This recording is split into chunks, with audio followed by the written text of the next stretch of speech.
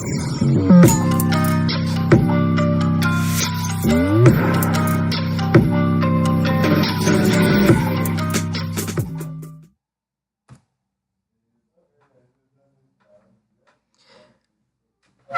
aí, pessoal? Hoje vamos iniciar a série de videoaulas da disciplina de Química Orgânica 2, do professor Luiz César Rodrigues. Como tema, vamos falar sobre as reações biológicas de oxidação e redução.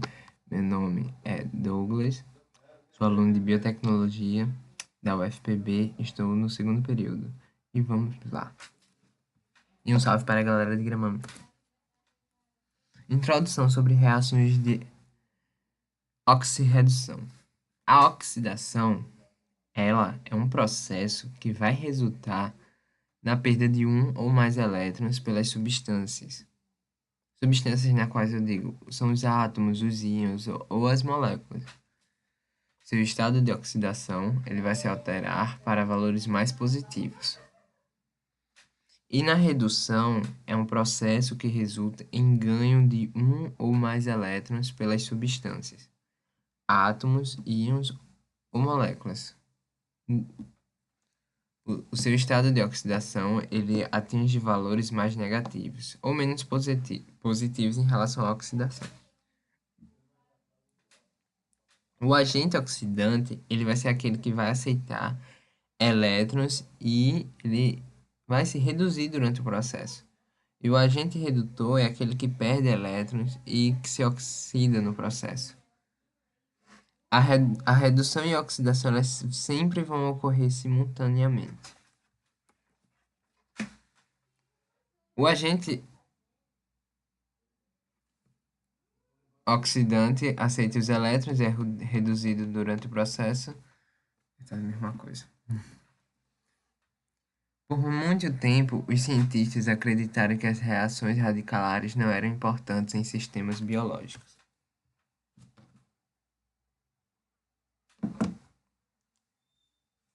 Porque grande quantidade de energia que eu digo calor ou a luz, seria requerida para iniciar uma reação radicalar. E é difícil controlar as etapas de propagação da cadeia de reação, uma vez que ela tenha início.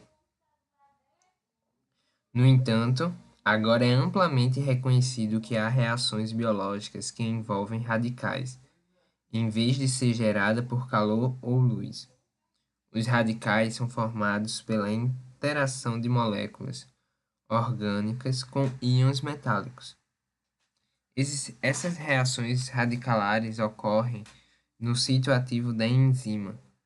Conter a reação em um sítio específico permite que ela seja controlada. Uma reação biológica que envolva radicais é a responsável pela conversão de hidrocarbonetos tóxicos em álcools menos tóxicos. Se ocorrer no fígado, a hidroxilação de hidrocarbonetos é catalisada por uma enzima que contém a ferroporfirina, chamada citocromo.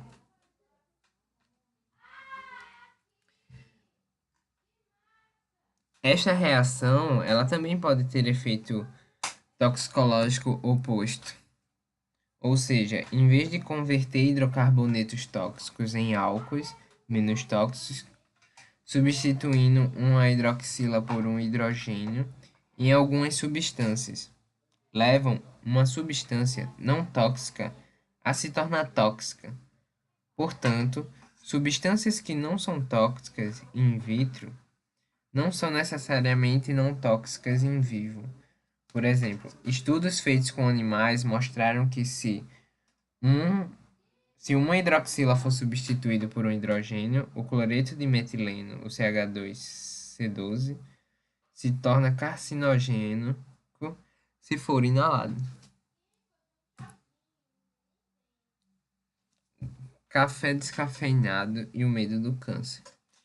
Estudos em animais que afirmam que o cloreto de metileno, o CH2C12, se torna carcinogênico quando inalado. Preocupam porque o cloreto de metileno era o solvente utilizado para extrair a cafeína dos grãos do café. No entanto, Quando o cloreto de metileno foi adicionado à água de ratos e camundongos de laboratório, pesquisas não revelaram efeitos tóxicos. Não foram observadas respostas tóxicas nem em ratos que tinham consumido uma quantidade de cloreto descafeinado por dia, nem em camundongos que tinham consumido quantidade equivalente à ingestão de 4,4 milhões de xícaras diárias de café descafeinado. Além disso, em um estudo realizado com centenas de trabalhadores expostos diariamente à inalação de cloreto de metileno, não foi detectado o aumento de risco de câncer. Estudos realizados em seres humanos nem sempre concordam com os realizados em animais, isso é fato.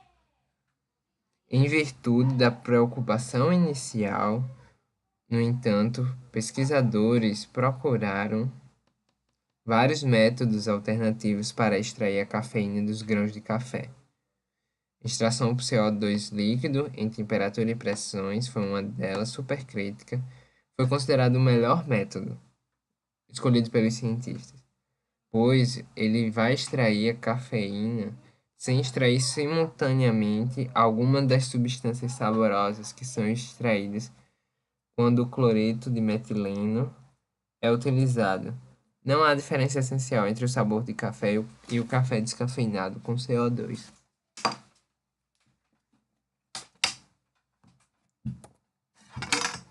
Outra reação biológica importante mostrada para envolver um intermediário radicalar é a conversão de um ribonucleotídeo em um desoxirribonucleotídeo.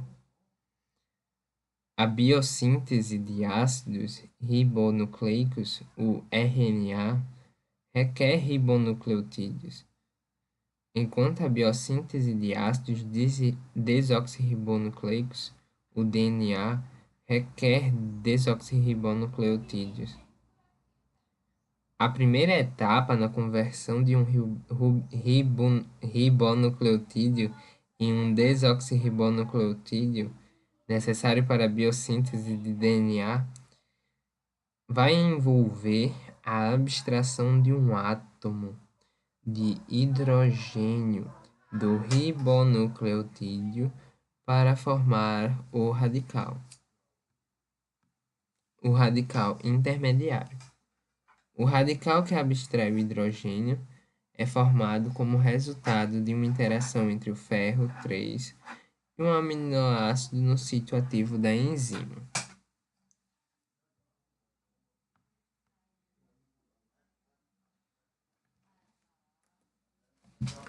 Os radicais indesejados em sistemas biológicos devem ser destruídos antes que encontre a oportunidade de causar estrago na enzima. As membranas celulares, por exemplo, elas são suscetíveis a alguns tipos de celulares. Se uma reação radicalar ocorresse rapidamente, reações radicalares em sistemas biológicos também foram envolvidas em processos de envelhecimento. Reações radicalares indesejáveis são prevenidas por inibidores de radicais. As substâncias que destroem radicais reativos pela criação de radicais não reativos, ou substâncias com apenas elétrons emparelhados, a hidroquinona é um exemplo de inibidor de radical. Quando a hidroquinona trapeia um radical, ela forma a semiquinona, que vai ser estabilizada pela deslocalização dos elétrons e é, portanto, menos reativa que outros radicais. Além disso, a semiquinona pode trapear outro radical e formar quinona, uma substância cujos elétrons são todos emparelhados.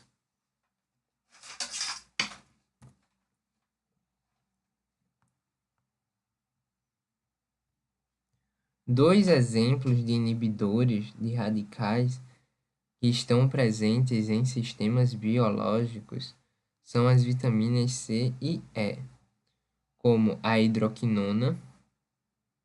Elas formam radicais relativamente estáveis. A vitamina C, também chamada de ácido ascórbico, é uma substância solúvel em água que trapeia radicais, formando em ambientes aquosos da célula e no plasma sanguíneo. A vitamina E, também chamada de tocoferol, é uma substância insolúvel em água, portanto solúvel em gordura, que trapeia radicais formados em membranas apolares. Se uma vitamina funciona em ambientes aquosos e outra em ambientes não aquosos, é devido às suas estruturas e diagramas de potencial eletrostáticos, que mostram que a vitamina C é uma substância relativamente polar e a vitamina E apolar.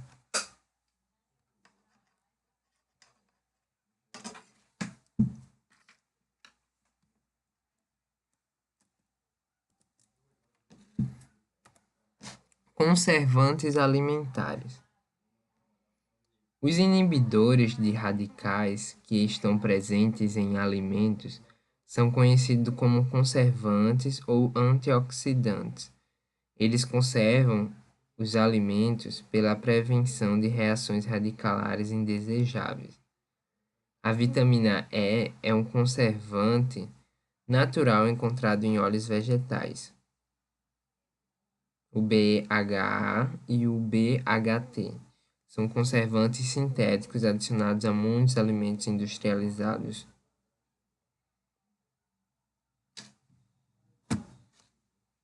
Como eu disse, a vitamina E ela vai ser um conservante natural encontrado em vários em óleos vegetais no geral.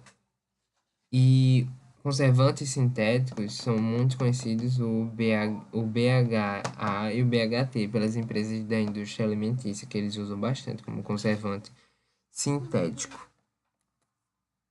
E aqui acabamos mais uma videoaula de Química Orgânica 2 do professor Luiz César Rodrigues, como tema Reações Biológicas de Oxidação e Redução.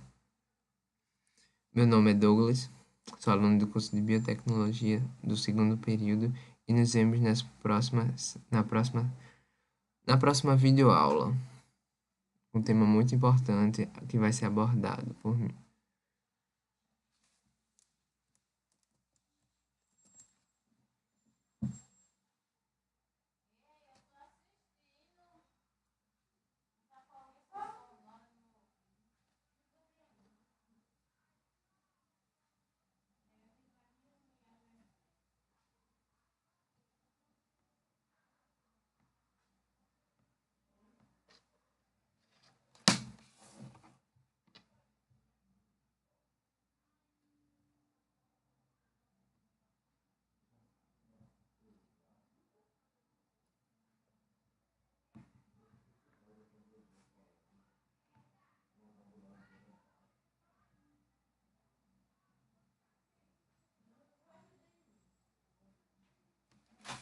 Sim, uma curiosidade sobre oxidação e redução é não confundir o NOx com valência, que é a quantidade de elétrons que um átomo necessita ganhar ou perder para alcançar a estabilidade segundo a regra do octeto. Às vezes, o NOx é numericamente igual à valência do elemento. A oxidação, como já havia abordado, ela vai resultar na perda de elétrons, então o NOx vai aumentar. E a redução ela resulta em ganho de elétrons, sendo assim, o NOx diminui.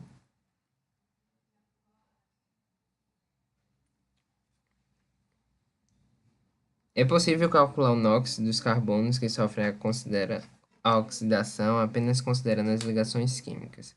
Assim, o carbono vai de -1 no etanol a +1 no acetaldeído e finalmente +3 no ácido acético.